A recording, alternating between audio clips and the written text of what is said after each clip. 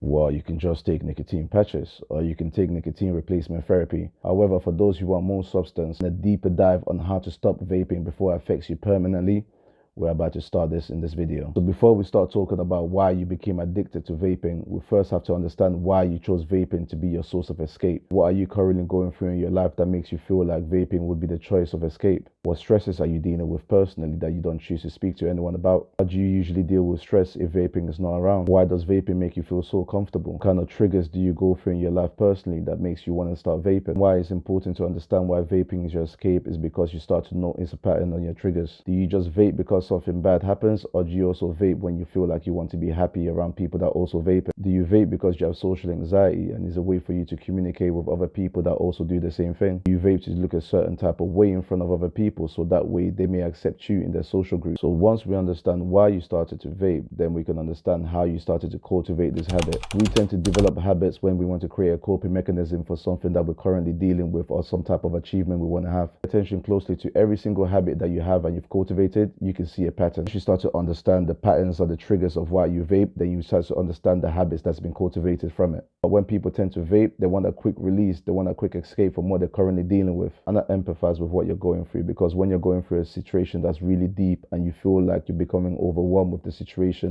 you just want something that's going to give you a quick relief so it can make you calm down. So I understand completely why you will resort to vaping. Once you understand why you start to rely on vaping, then you will understand how the habits stuck. Then you understand why it's an escape for you. Questions you need to ask yourselves are: do you rely on vaping because it's the easiest thing that you can access that's going to help you escape from the situation that you're going through? Do you rely on vaping because you rather not try any other type of methods? Do you rely on vaping because it releases the kind of chemicals you feel your body needs at the time when you're going through something where you feel like you're overwhelmed by the situation and you need to quick escape? Or maybe it's all the above. You start to realize why you rely on vaping for any type of outcome that you want that's going to be fulfilling for yourself.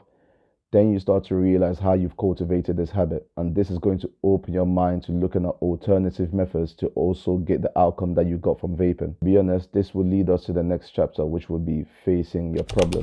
The most difficult thing about facing something you're currently going through is because sometimes you don't have the answers to actually deal with the situation that's in front of you. Sometimes you might not be in the best mental state to be able to articulate yourself on how to deal with that situation. Sometimes you're overwhelmed by your emotions, scared of saying the wrong thing, or maybe you did say the wrong thing. I feel left out of a group because everyone else is vaping and you're not, and you don't want to look like a black sheep, so you start vaping as well, so that way they can be part of your social group. You just want that nicotine quick stress relief because it's something that you do when you're on your break from work, break of dealing with people that you don't always agree with, going through things, and you start to overthink the situations and you need to find a way to calm yourself down. Finding a way to deal with problems that you're currently going through, and when you don't have all the answers on how to deal with it, may seem like a long shot. However, what's the alternative? Vaping until it permanently affects your body, and then you'll be in a position where your body wouldn't be able to respond on how to deal with these problems, and you still will be in the position where you don't have the answers on how to deal with these problems in the first place. I had a friend that has social anxieties. He found it very difficult to communicate with others and make a bond with other people, so he felt like he always had to introduce a type of tool so that way he can best communicate with other people through a type of hobby that they all interact with. Now his hobby of choice was starting to vape because a lot of people around him were vaping, and that was his entry in the way of communicating with these people because he wanted to become friends with them. He started doing it just to communicate with them, and then 6 months down the line he started to realize that he was going through at least 3 vape bars per day. Not only was this damaging his body, it was also damaging his pockets. Did he end up being in the hospital because he was vaping excessively?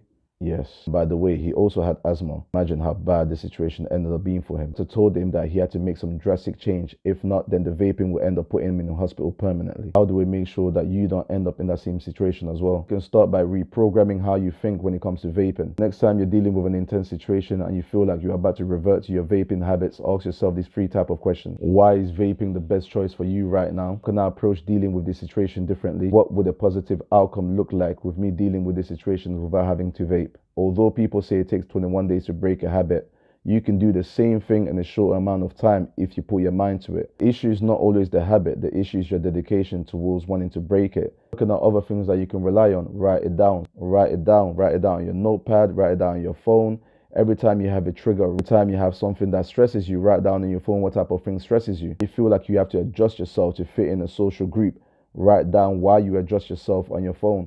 The reason you're writing all of these things down is because when you get to see those things in front of you, then you get to understand why you feel like you're always having to have to change and affect yourself instead of affecting and changing your surroundings. So instead of changing yourself so that way you can fit in the surroundings that you're in, how about you change the surroundings so that way you can fit where you're at? And if you're waiting for someone to come and help you, to come and save you, to do it, no one else is going to do it except you. So you're going to have to take the chances on yourself to make sure it starts to happen from today. So if this video was helpful, let me know in the comment section. If you want me to cover another section on how to stop vaping permanently and how to stop being addicted from vaping, leave it on the comment section. Make sure to like, subscribe, share it with someone that's addicted to vaping, or someone that you care about, you want them to stop vaping. Maybe this video can help them. Like the video and subscribe, and I'll see you soon.